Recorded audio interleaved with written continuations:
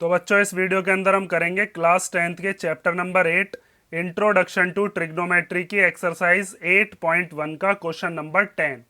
तो question number 10 में हमें दिया है in triangle P Q R right angle date Q. एक ट्राइंगल है हमारे पास जिसका नाम क्या देना है पी क्यू आर, और उसमें क्यू पॉइंट पर कितना डिग्री का एंगल है, राइट एंगल मीन्स 90 डिग्री। तो यहाँ पर हम बना लेते हैं एक एंगल क्यू नाम का, इधर दे देते हैं पी और इधर क्या देते हैं आर। तो ये हो गया पी क्यू आर नाम का ट्राइंगल।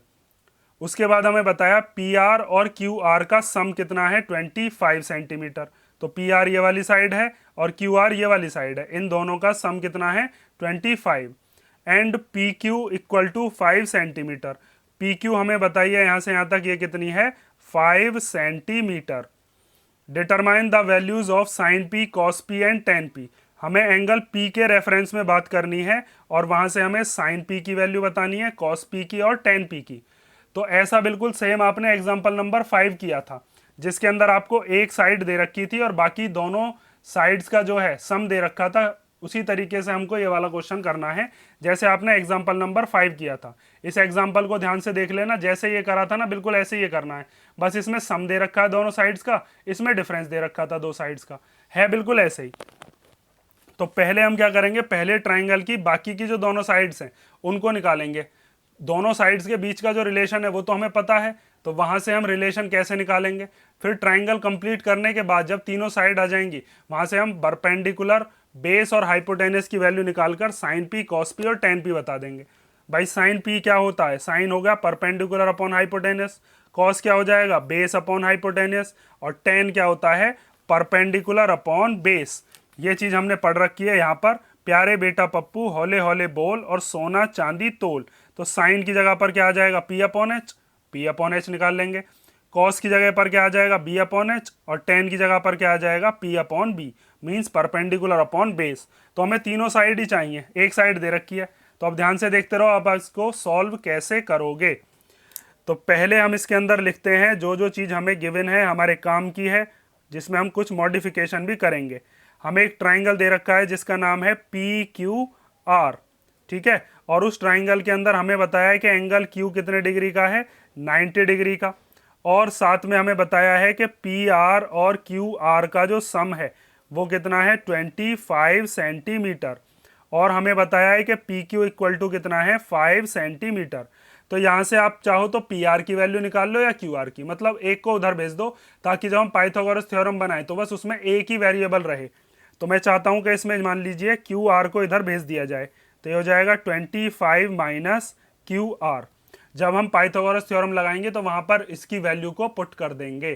तो यहाँ पर आप पाइथागोरस थ्योरम कैसे लगाओगे, 90 डिग्री के सामने वाली साइड में लगती है, तो हम यहाँ पर अब यूज कर रहे हैं पाइथागोरस थ्योरम। तो बाय पाइथागोरस थ्योरम, और पाइथागोरस थ्योरम क्या होती है 90 डिग्री के सामने वाली कौन सी है इसमें पी आर। तो पी आर का स्क्वायर इक्वल टू, बाकी दोनों जो लेग्स बचे इसके कौन कौन से बचे, एक है पी क्यू तो पी क्यू का स्क्वायर, और एक कौन सा बचा क्यू आर तो क्यू आर का स्क्वायर। अब इसमें से पी क्यू तो मुझे पता है यहाँ से यहाँ तक कितनी है 5, तो 5 का स्क्वायर। क्यू आर की मुझे पता ही नहीं है, क्यू आर को मैंने ऐसे ही लिख लिया। और पी आर को भी मैं क्यू आर की फॉर्म में लिख सकता हूँ, पी आर को मैं क्या लिख सकता हूँ 25 माइनस क्यू आर। अब पूरी की पूरी इक्वेशन में बस क्यू आर होगा उसको ही सॉल्व कर लेंगे, क्यू आर की वैल्यू को लाकर यहाँ पुट कर देंगे तो पी आर आ जाएगा। समझ गए ना। तो अब पी आर की जगह पर क्या लिख दोगे 25 माइनस क्यू आर, और फिर इसका भी क्या स्क्वायर, क्योंकि इसका क्या था स्क्वायर। ये तो पी आर की जगह आया, बस 25 माइनस क्यू आर, ये वाला स्क्वायर भी तो लगाएंगे। अब क्या करना है, अब ध्यान से देखो, ये जो 5 का स्क्वायर है ये तो हो गया 25, इधर क्यू आर का स्क्वायर करेंगे तो क्यू आर स्क्वायर ही हो जाएगा। यहां पर लगेगी आइडेंटिटी, ए को मानेंगे 25, बी को मानेंगे क्यू आर स्क्वायर। तो यहां पर आइडेंटिटी कौन सी लगेगी, ए माइनस बी का होल स्क्वायर, जो कि कितना होता है, देखो यहां पर बताता हूं मैं आपको। ए माइनस बी का होल स्क्वायर हम लगाएंगे, वो होता है A square plus B square minus 2ab। ये वाली आइडेंटिटी लगाओगे, ए की जगह पर क्या मानोगे 25, और बी की जगह पर क्या मानोगे क्यू आर। ये ए है और ये क्या है बी है। तो अब आप ध्यान से देखते रहो बस। अब इसके अंदर आप लिखोगे पहले a का स्क्वायर मीन्स 25 का स्क्वायर, फिर b का स्क्वायर है, b स्क्वायर मतलब QR का स्क्वायर, फिर आता है 2AB, तो पहले 2 लिखेंगे, a की जगह पर 25 और b की जगह पर क्या है अपना QR। ठीक है, अब 25 का स्क्वायर आप जानते ही होंगे, वो होता है 625 प्लस QR स्क्वायर माइनस 25 टू जा कितना हो जाएगा 50, और फिर ये वाला QR equal to 25 plus QR square.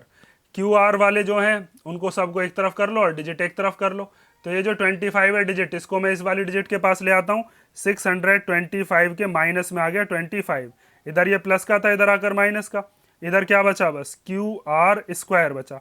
अब ये जो दोनों QR वाले हैं इनको भी इधर ले जाओ, तो ये QR प्लस का इधर आएगा तो कैसा हो जाएगा माइनस का QR स्क्वायर, ये माइनस का 50 QR इधर आएगा तो कैसा हो जाएगा प्लस का 50 QR, ये QR स्क्वायर प्लस का है, ये वाला माइनस का है, तो ये दोनों कैंसिल आउट हो गए, माइनस हो गए, जीरो हो गया। भाई 3 माइनस 3 होता जैसे तो माइनस होकर जीरो हो जाता ना, एक प्लस का एक माइनस का नंबर कट जाते हैं, तो इसमें से इसको माइनस करके कितना हो गया 600, और इधर 50 QR बचा। अब ये जो 50 है ये QR के मल्टीप्लिकेशन में, इधर आएगा इसके डिवीजन में, तो 600 के अपॉन में आ गया 50, या इसके बीच में मल्टीप्लिकेशन मानी जाती है, इक्वल टू में हो गया QR, 0 से 0 कट गई, 5 से इसको कैंसिल कर देंगे, 5 1 जा 5, 6 में से 5 गया तो 1 बचा, 1 और 0 हो गए 10, तो 5 2 जा 10, तो QR की वैल्यू कितनी आ गई 12 सेंटीमीटर।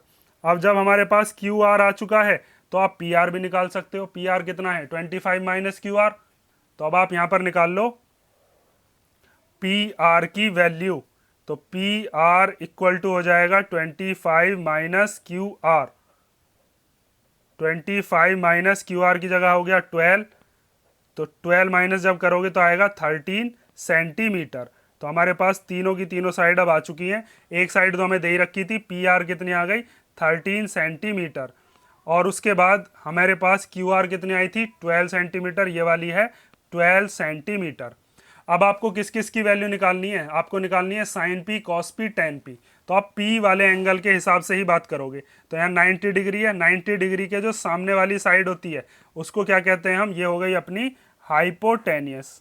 ठीक है, ये जो हमारा एंगल जो हमें दे रखा है, जैसे P वाला एंगल दे रखा है, तो इस P वाले एंगल के जो सामने वाली साइड है इसको आप क्या कहोगे, इसको हम कहेंगे परपेंडिकुलर। ठीक है, और ये जो नीचे वाली साइड बची ये क्या बची, ये हो गया फिर आपका बेस। अब आपको किस किस की वैल्यू निकालनी है वो वैल्यू निकाल लेते हैं। पहले हमें निकालनी है साइन P, तो यहाँ पर हम लिखते हैं साइन P कितना होगा, तो साइन मैंने अभी आपको बताया था, वो जो हमारे पास ट्रिक होती है उसी से याद रखने के लिए आपको मैंने बता रखा है, यहाँ पर P अपॉन H हो जाएगा, तो यहाँ पर आप लिखोगे P अपॉन H, P मतलब परपेंडिकुलर, परपेंडिकुलर कितना दे रखा है 12, और हाइपोटेनियस कितनी है 13। ठीक है, उसके बाद हमें निकालना है कौन सा कॉस P, तो अब आप निकालोगे कॉस P, कॉस क्या होता है बेस अपॉन हाइपोटेनियस, तो बेस कितना है PQ, और हाइपोटेनियस कौन सी है PR, यहाँ चाहो तो यहाँ भी लिख लेना इनके नाम, जैसे मैंने यहाँ पर लिखे हैं PQ अपॉन PR, जो भी नाम बैठ रहे हो, QR अपॉन PR, वैसे करके लिखना चाहो लिख लेना। तो PQ की जगह पर कितना आ गया 5, और PR की जगह पर कितना रख देंगे हम 13। उसके बाद क्या निकालना है अपने को tan P, तो tan क्या होता है, tan होता है परपेंडिकुलर अपॉन बेस, तो यहाँ पर आप लिखोगे परपेंडिकुलर अपॉन बेस, तो परपेंडिकुलर की वैल्यू कितनी है, या नाम क्या है परपेंडिकुलर है QR, और बेस कितना है, बेस है यहाँ से यहाँ तक PQ, तो QR की वैल्यू रख लो कितनी है यहाँ से यहाँ तक 12। ठीक है, QR निकाल रखा है ना 12, और जो आपका बेस है, बेस कितना है, बेस है 5। ठीक है, ये हो गया आपका sine P, cos P, tan P, इन तीनों की ही वैल्यूज हमसे पूछी थी। ये हो गया आपका क्वेश्चन नंबर 10, इसे कर लो, इसमें कोई डाउट हो तो कमेंट करके पूछ लेना, और नेक्स्ट वीडियो में करते हैं इसका क्वेश्चन नंबर 11।